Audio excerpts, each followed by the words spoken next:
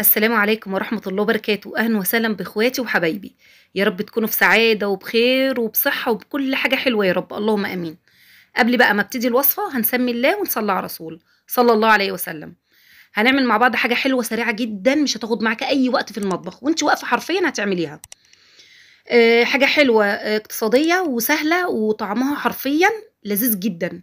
أنا عاملة كوباية دقيق، لا أنا أنصحك اعملي كوبايتين دقيق مش كوباية واحدة بس. من جمالها حرفيا اتنسفت. حرفيا أول ما عملتها اتنسفت على طول من جمالها. المكونات بسيطة جدا، معايا كوباية دقيق، معلقة كبيرة نشا، معايا بضاية، معلقة صغيرة ممسوحة بيكنج باودر، نص معلقة سكر صغيرة، معلقة كبيرة سمنة.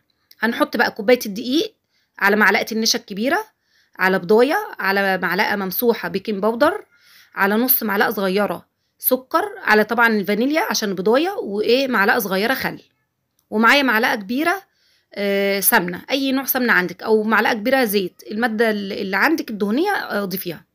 تمام.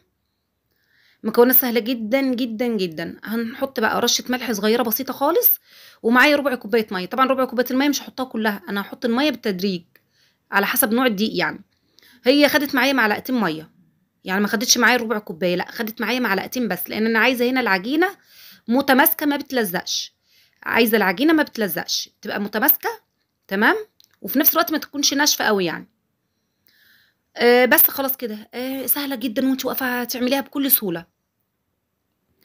طبعًا قبل ما بابتدي في عجن العجينة يعني، باكون عاملة الشربات. الشربات عبارة عن بُص أنا ما خدتش المَيّة كلّها باقول لكم، أنا خدت معلقتين مَيّة بس.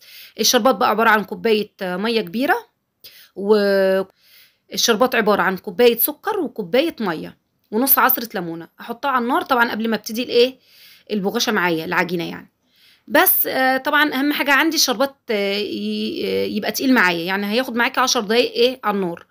ويا ريت لو عندِك معلقة عسل جلوكوز ضيفيها عليها عشان تدّيها تُقل وتماسك يعني، تضيفي عليها معلقة عسل جلوكوز، بتدّيها لمعة وبتخلّي الشربات ما يسكّرش معاكِ.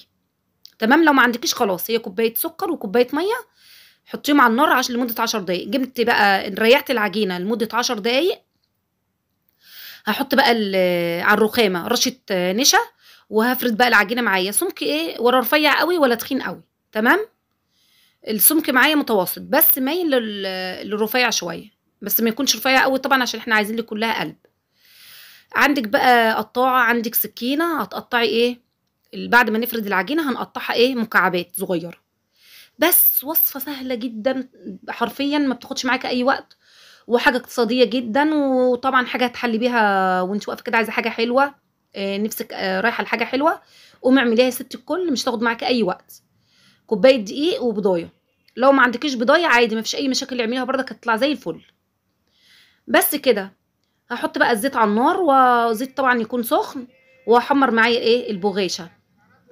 اللي وصل لحد هنا بقى لايك من إيديه الحلوة، واشتراك للي ما اشتركش في القناة عشان عيلتنا كده تكبر بيكم. و وبجد أنا بافرح بكل كلمة حلوة بتقولوها، وكل مشترك دخل أنا بارحّب بيه طبعًا. أنتم على راسي من فوق بجد والله. ربنا يحفظكم وتحققوا كل اللي نفسكم فيه.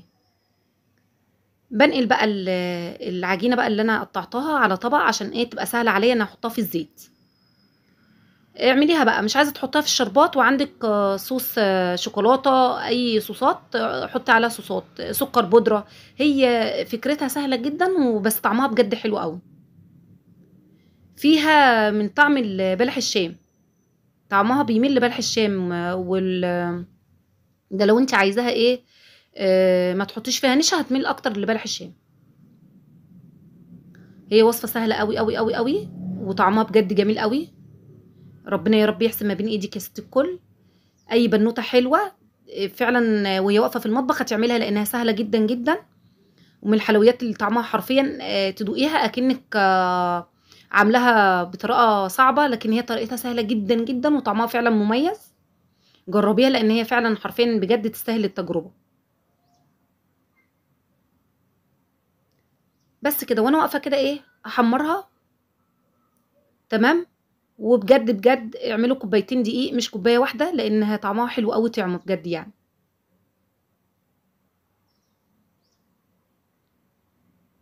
اللي وصل بقى لحد هنا يصلي على رسول صلى الله عليه وسلم، عليه افضل الصلاه والسلام.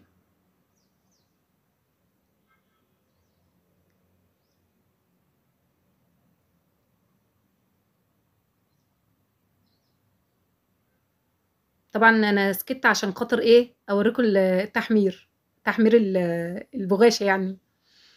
بس كده، ده البغاشه الجميله، احلى بغاشه كده ان شاء الله تعملوها من ايديكم باذن الله. يلا ربنا كده يحسن ما بين ايدك يا ست الكل، واي حد عايز اي وصفه يكتب لي في الكومنتات، وانزلوا بقى صلوا كده على رسول صلى الله عليه وسلم. ادي بقى الشكل النهائي. يلا اعملوها كده، وبجد بتقرمش من بره فعلا حرفيا، وطريه كده خفيف كده من جوه. جربوها طعمها فعلا مميز. يلا اسيبكم في حفظ الله، مع السلامه.